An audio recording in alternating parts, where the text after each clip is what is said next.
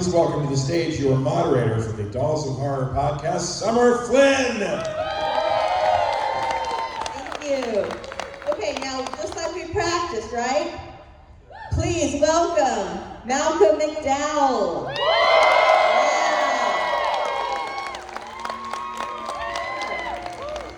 Standing ovation, right there.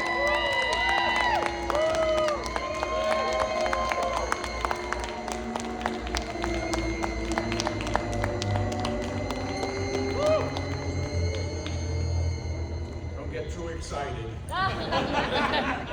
We love you, though. Well, We do. thank you.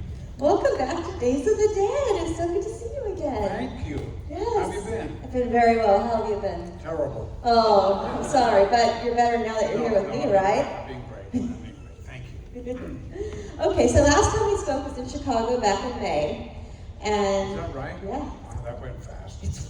right, yeah, Yeah. yeah, and Excuse me chewing, but it's just to give me a little energy.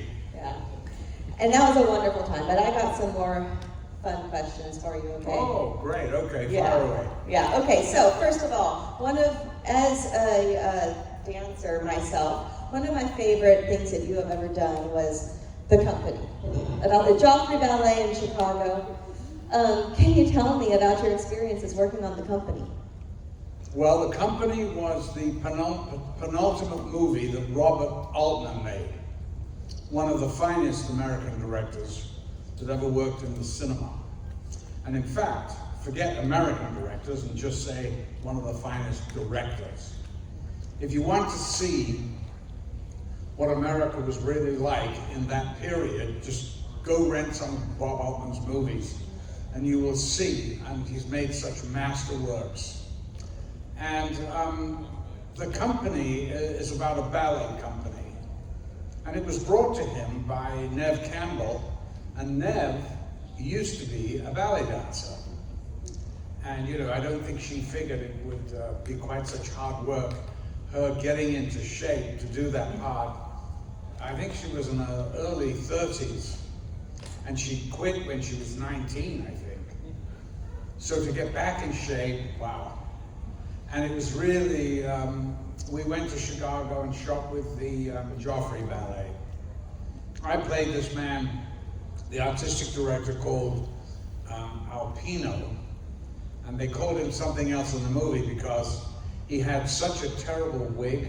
It was like literally somebody had just gone boom. It was like a hat, but it was purporting to be, and he was in denial that it was a wig. So I couldn't play him because I'd have to do the whole wig thing, and there would be a running joke, and it would really not do him any service. So we called it something else, and I love doing the film. I love Bob Altman. He was a dear friend.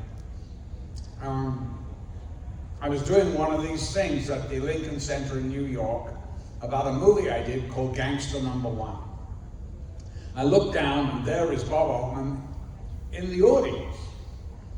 And so I saw him afterwards. We went for dinner, and he said, "Can you dance?" And I said, "Can I dance? Hell no, of course I can't dance." He said, "Well, you don't have to." Oh, that's a relief. And he said, "I got this little movie and I want to do it." And I went, "I'm in, okay, I'll do it, 2 weeks later, he calls me up and he goes, "The dance picture's off."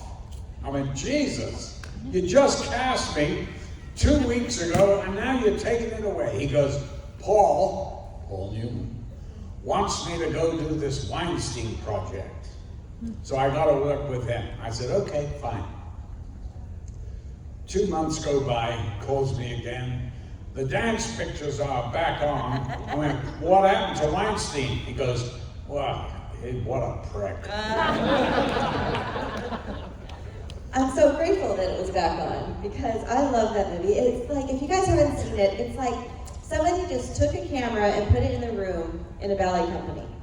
It's kind of documentary, but not really. It's like a voyeurism type feel, and I love it. But this is Bob Altman. This is how he used to direct. You'd be doing the scene, he'd be next door with the earphones watching the monitor.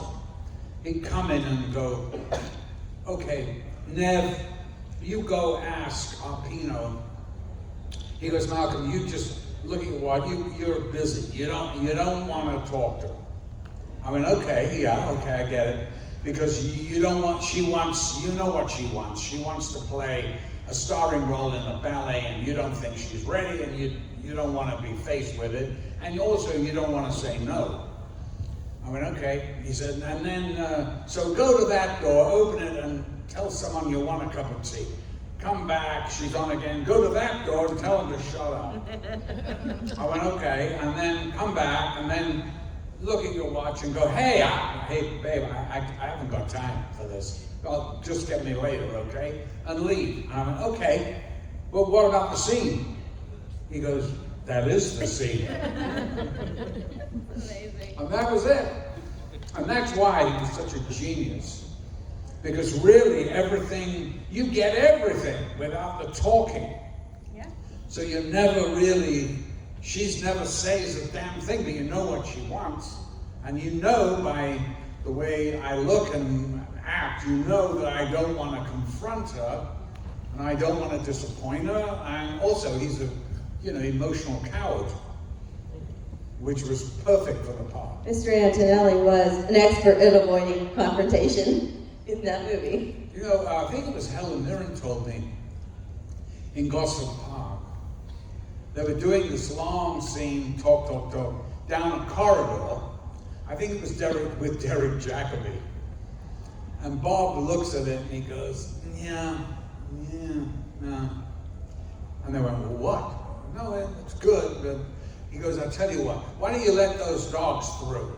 Have a couple of dogs coming through, and so it completely changed the dynamic of the scene. You don't listen to what's going on, you just see these dogs and they're going like this, oh my God. And the whole scene is about these dogs just running through down this corridor, and it's perfect. And that's Bob All, bless his soul. Genius.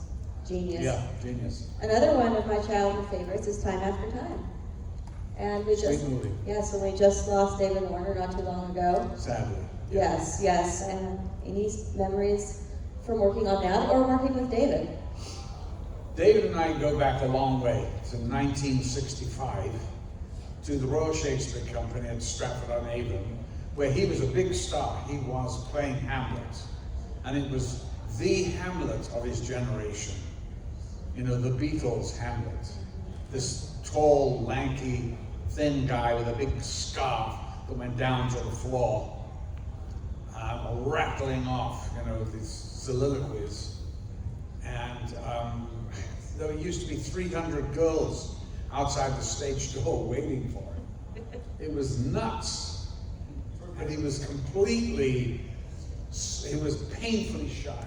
It was where I was the exact opposite. So I was like a mate of his, and we'd come out and he'd see a nice girl that he'd want to have a drink with. I go, just tell me which one, I'll sort it out for you. Oh. And he'd go, the one in the red. I go, oh, excuse me, darling, you, yes. What's your name? Yes, lovely. And is this your friend? Two of you, come on. Mr. Warner would like a drink with you. Yeah, come on, come with me. So he'd end up with the one in red, and I'd end up with a friend. So that was the perfect way to be at Stratford. So, and then we were always friends. He then married the most beautiful girl, a Swedish girl called Harriet, who all the young actors were like, oh my God, how does this ugly guy get this gorgeous girl? It was a question that we kept asking ourselves. In fact, I asked him. He said, well, being above the title, it doesn't do any harm. Right.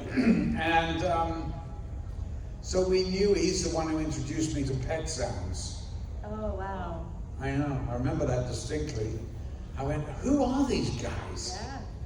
Oh, these guys are good. Yeah. He goes, the Beach Boys from California. I went, Jesus, I didn't think they had any music in California. And because we were so into the Beatles, And then, so I knew him in London, I knew him, and then, you know, I got my big break. And then we worked together in San Francisco, and it was so nice. Really, it was great. It was great. And he's such a great actor. I had such respect for him. I always thought David was one of the best actors of his generation. An amazing guy. And if you see him in just even little parts, he was in Tom Jones, played this character called Blifil.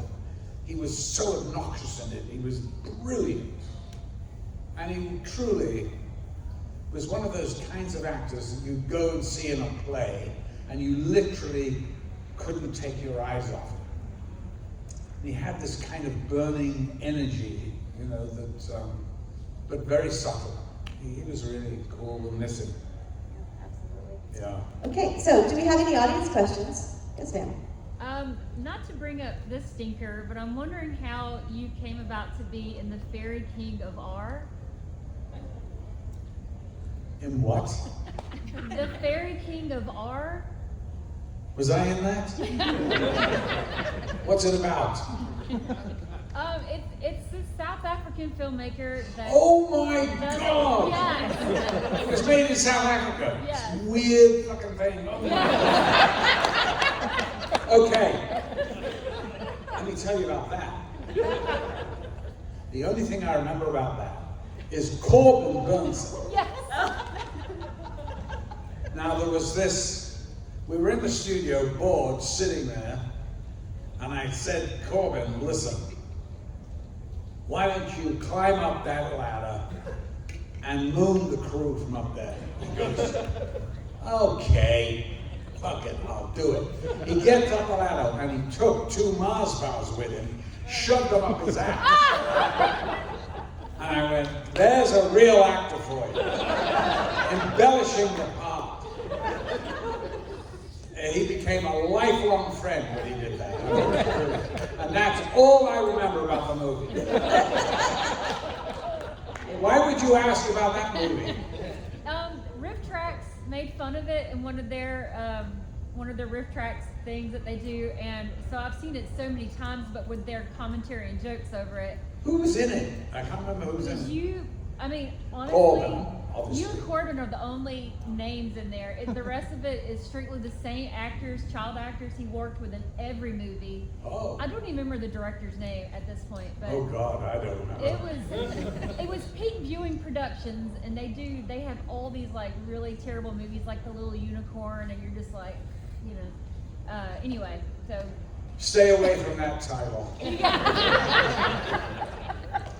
Well, Yes, thank you. I've watched like every movie you've done, but the one doing Bomb Blonde Shell, did it give you a different view on what women had went through during that time?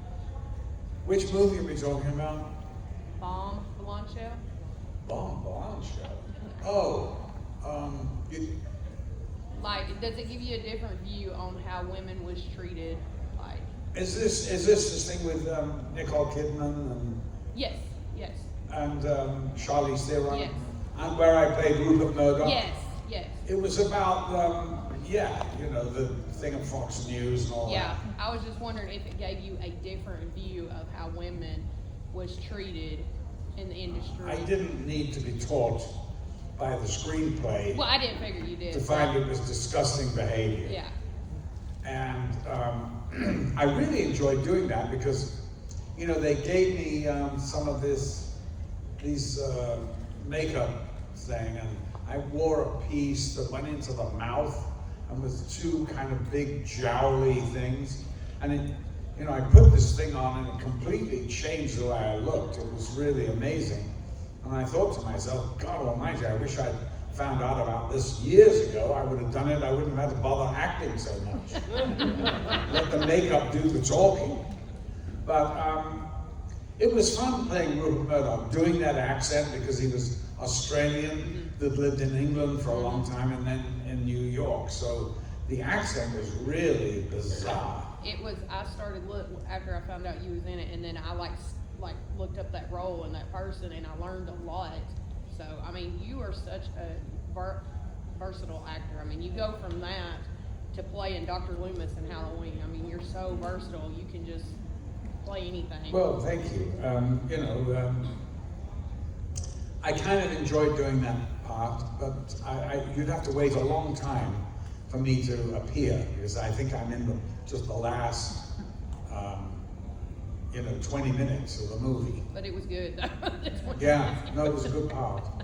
And I did it because the director asked me to do it. Of course, they didn't pay me. That means if the director asks you, then it's a favor. So that's it. You know. Well, thank you for the favor. You bet. You bet. Any others? Yes. After I know there was a lot of death threats. After you filmed Star Trek. After what? After you filmed Star Trek Generations. Yeah. About about the character of Soren killing off Kirk. How long after Star Trek Generations did you receive those threats? Well, my nephew, whose name is Alexander Siddiq, I know him as Sid, but I have to think of his stage name. He was in one of those Star Trek series, Deep Space Nine. He played, I don't know who he played, I never watched it, but he was in one of them. He called me and he said, Uncle Malcolm, this thing, that we're all looking at online. I went, what do you mean online? I didn't know what the hell he was talking about. And he said, well, you've been getting death threats. I went, for what? Killing Kirk. Jesus Christ, I went, they should be thanking me. Death threats? Where's the sense of humor? And I went, okay, so we went to New York to do the press thing, and I was accompanied by 2 ex-LAPD officers. And I went, I'm really embarrassed, I'm sorry guys. I'm staying at this beautiful hotel, and they would come out, we'd come out to go and have a hamburger or something, look, the street, empty. I went, well, where are all these people that are supposed to be after my blood, But you never know, do you? I mean, look at the crazies out there, so I guess you have to it's better to be safe than sorry. Also, it just takes one. It doesn't have to be a mob, it just takes one. That's right, exactly, yeah. All right. Right there. Yes. Hey. Hi. It's my first time. I was going to say, I wrote this today. It's a little story. You'll have to speak loudly because I'm a big Mutt and Jeff. Want to come up closer so we can hear you? Yeah, come up closer. And speak real loud, okay? Okay. Can you hear me now? Yeah. Is that better? I was going to say, in 2008, when I was graduating high school, I got caught spray painting a wall, arrested with 3 friends, droogs. We all used to hang out and skateboard, and when I got to the police station, they checked my bag. Other than the spray paint, they found 2 movies, The Warriors and The Clockwork Orange. When my mom bailed me out, I came home to a room that was completely sanitized of any bad influences. She burned my records. I was cured, all right. I slowly built my collection back, and over the years, I noticed punk bands referencing The Clockwork Orange with songs about ultra-violence. Droogs, the Templars, they came out with an album called The Clockwork Orange Horror Show. Major Accident, Clockwork Orange themed band, they came out with Clockwork Heroes. And I remember hearing the Funeral March of Queen Mary as an opening song to American hardcore band Cro-Mags. It made sense to me. How long is this going on? Almost done. Okay. Very well, very well. Okay. It made sense to me that punk music would pay homage to Alex and his Droogs. But I want to ask you, they say life imitates art. So what impact do you believe Alex and the movie as a whole has today? Well, of course, that movie has had an enormous impact. It's hard to gauge how much, because over every single sphere of sort of life, that movie has, in fact, influenced. It's either music, the makeups, punks. It's the grandfather of punk rock. I mean, when it first came out, it's hard to even describe it to you, what the shock it was to the audiences. they were stunned into silence. When I first saw the movie in New York, the first week it opened, I stood at the back, and at the end, nobody moved. Nobody clapped, not a murmur. They sat there in stunned silence. Because this is the first time they'd ever seen anything like it. There'd never been a movie that looked like this. I mean, and by the way, you know, the whites and all that, that was my cricket gear. That's how that came about. Stanley asked me, you know, before we were shooting, what do you think you would wear? And I went, well, Stanley, you know, it's futuristic, I don't know. And he goes, well, what have you got? I went, what have I got? I don't have futuristic. I've got jeans and t-shirts and my cricket gear in the car. He goes, well, put it on. What's this? I went, well, that's a protector. He goes, wear it on the outside. The most iconic costume, one of them. And the eyelash, I found this yard of eyelash at Biba. It was like a boutique. And I bought it as a joke gift for Stanley. He looked at it and he goes, put it on, wear it. I went, well, I don't even know how to do it. You know, you cut it, glue it, and he took pictures. And he called me the next day and he goes, I got the pictures with the eyelashes. I went, oh yeah. He goes, yeah, you just wear one. He said, because you look at your face and you realize there's something off and you're not quite sure what it is. So all these little things, you know, that one just takes for granted is the building blocks of this great movie. And it's got to be a great movie because people are still watching it 53 years later. And that's how you really, you know the greatness of a piece of work. By if it's still around after 50 years, there must be something about it. It doesn't really date. The emphasis just changes with that movie. You know, of course now it isn't all the amazing effects of looking at these weird costumes and this whole kind of cold, weird landscape that is completely dominated by television and gangs roaming the streets. Now it's about the politics of the freedom of man to choose. And that's what I think young people pick up on today more than anything else. And the fact that they find it funny, which I am so thrilled at, because when I made it, I thought I made a comedy. I knew it was a black comedy, but I thought it was hilarious. Nobody said it was a comedy in 1970, believe me. It was like, what are they going on about? The violence. There's no catch-up in the movie. There's nothing. It's all in the mind. Yeah.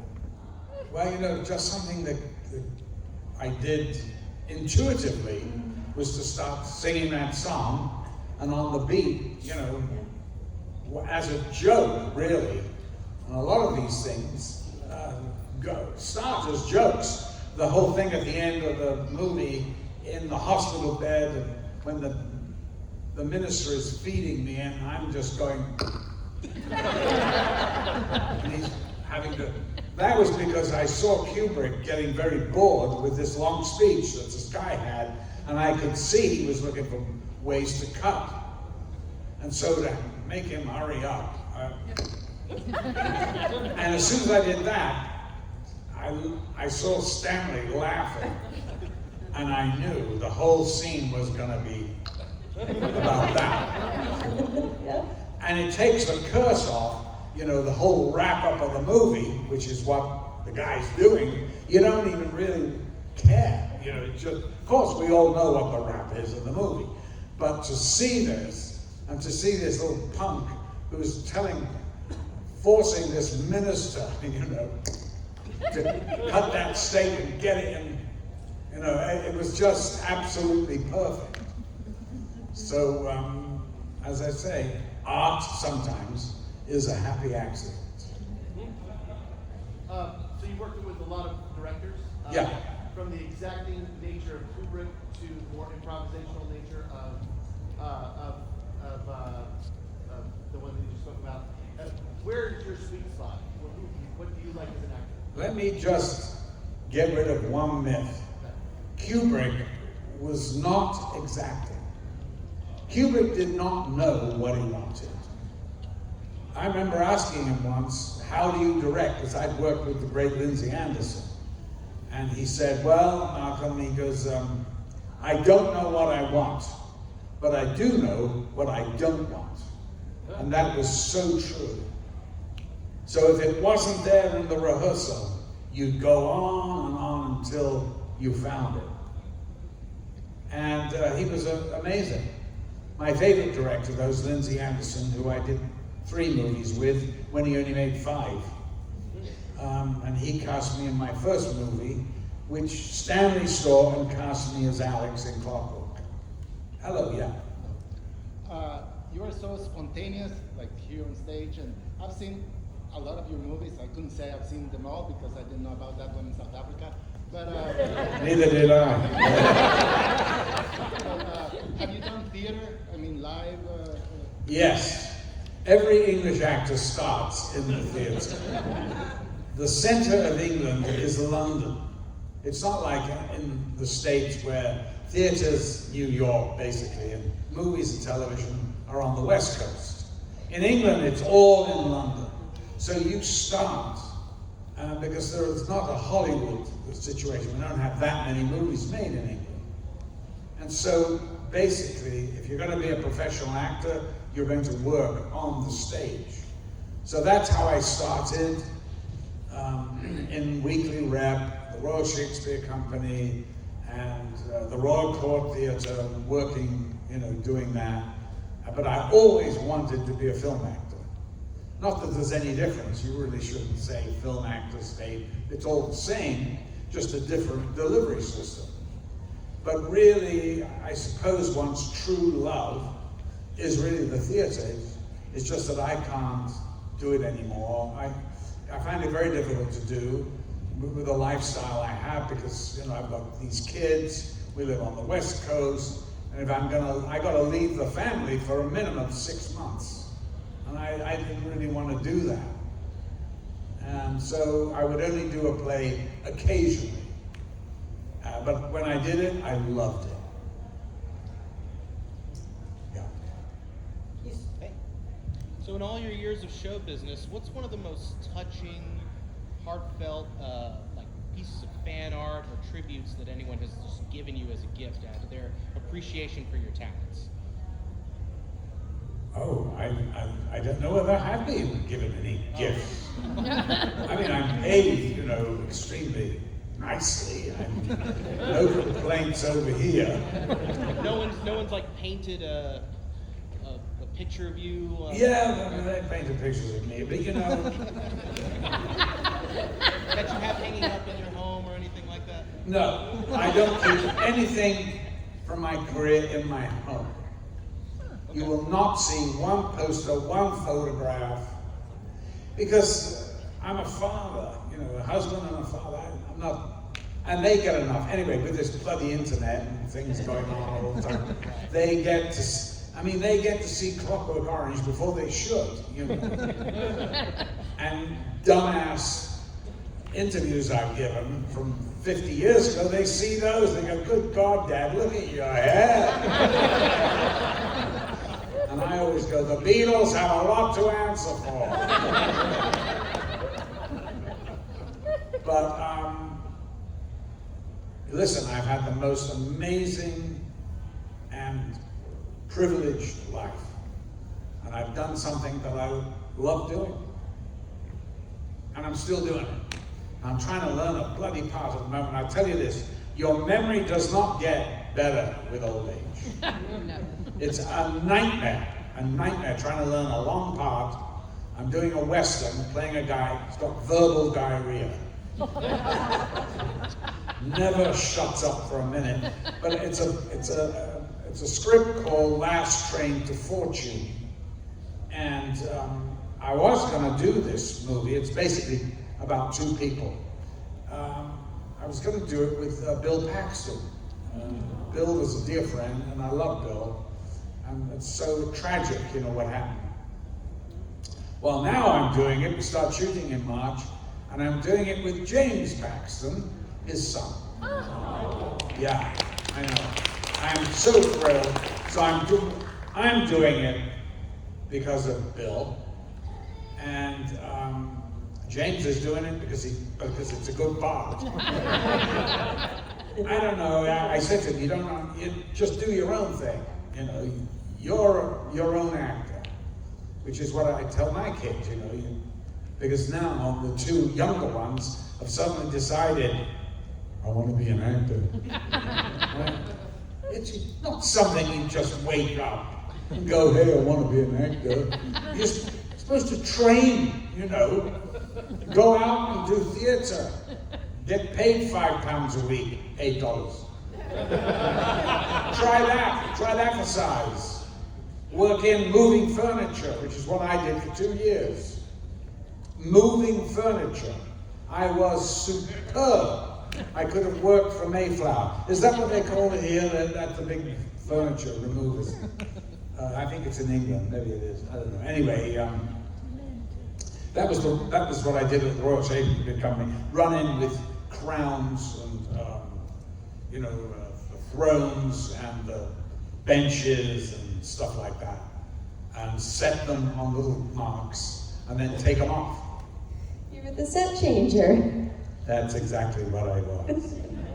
And they'd throw me a bone like the odd line, which of course I managed to screw up.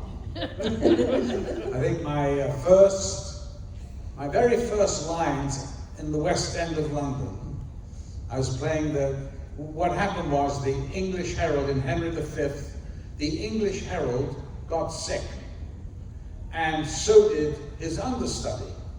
I was in the pub before the show. The assistant stage manager came in and said, does anybody know the English Herald? And I went, oh, you mean, my sovereign lord, bestow yourself with speed. The French are bravely in their battle set and will with all expedience charge us. Is that the one? They went, yes, you're doing it. I went, fine, good. I thought, at last. So I'm waiting, I put on this royal, they call them a tabard, royal crest. I see the light, green, and I went, is that me? Is that mine? They're going, get. I go on, my sovereign lord, bestow yourself with speed, the French. The whole of the Agincourt army turns to face me. Come on, they're waiting. They went, oh my God, everybody was. There you are, my first, and Patrick Stewart was on stage during that. They were all there, laughing their heads off. Yeah. Do we have time for one more? We do have time for one more. You want to take a minute? Okay, is this going to be an Make it a good one. Yes, sir. When you portrayed Dr. Loomis in the remakes of Halloween, Yes. did you reference at all Donald Pleasant's performance, or did you do it all by yourself? Did you have any inspiration from Donald Pleasance at all? Well, I like to think I did it all by myself. I did have some help, however, from the script. I never saw any of the Halloweens, and oh gosh, oh blimey, still haven't. But I'm not into great horror thing like all you guys. I mean, I just act it. I don't have to love it. And in fact, I think I only lasted like 5 minutes at the premiere of Rob Zombie's Halloween 2. And I went, oh, geez, I can't take it anymore. I'm gonna go for a meal. I'll see you at the end. But no, I've never seen Donald Pleasance. However, I did know who Donald Pleasance was. I met him a few times. And in fact, one time, I had a drink with him in the bar at this theatre called the Royal Court, which is in London. It's a great theatre. Because his daughter, Angela, was appearing in a play at the court. And I just happened to be in the bar and I saw him and we talked. I spent an hour talking and hanging out with him. And I know that nobody did Sinister like him. He was amazing. And of course he was the Bond villain and all these great, he played in a play written by Robert Shaw called The Man in the Glass Booth, which was the Eichmann story, you know, the trials in Israel when they caught him in wherever it was, Argentina. Anyway, yeah, no, I'd never seen him, but I could pretty much know exactly how he played it. But you know, I didn't want to play that, and I didn't want to copy him. I wanted to make it my own Loomis. And the purists, of course, have a problem with that. Well, that's not my problem. You know, Rob brought a whole different thing to it. And, you know, I mean, some people hate it, other people love it. All I will tell you that I had so much fun working with Rob. And in fact, I got a call, you know, saying he wants you to do this Halloween thing. And I went, oh no, Rob Zombie. Well, I don't know him. And he goes, well, he wants to meet you for lunch. I went, oh, okay, fine. Where are we going? Mr. Chow's in Beverly Hills. So I walk into Mr. Chow's, and I'm thinking, what the hell is he? Who am I looking for here? And I saw this guy that looked like a reincarnation of, you know, not Ted Bundy, the other one, you know, with the hair down here, you know, and I'm thinking, oh, Charles Manson. I went, oh, you must be Rob Zombie. He went, hey, he was so sweet, so nice. I had such a blast. I don't know whether you've ever checked out on the DVDs, the gag reel and all that, the extras, because you could tell we were just giggling our way through the whole thing. And then I remember Tyler Mane comes through the wall or something. And in one take, I just looked at him and I went, hey, fuckface, ring the fucking doorbell. And we just went on talking. I mean, insane. We had so much fun. And in fact, Sherry kept saying I was making her laugh. And I went, look, I'm not even looking at you. What are you talking about? And your husband's getting irritated with me. And then she broke down. She started laughing, and I went. She goes, I can hear you breathe. I went, oh, sorry. I'll stop breathing. Is that okay? So it was a bit like that. We just had such a great time. Rob is a real talent. It's funny, I had this lovely Scottish, she's a script supervisor.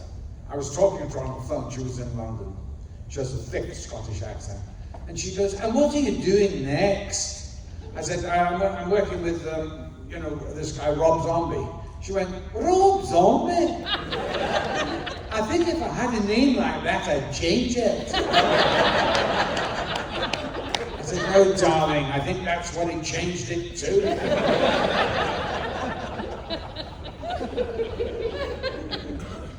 Malcolm, I do have one more rapid question for you, okay?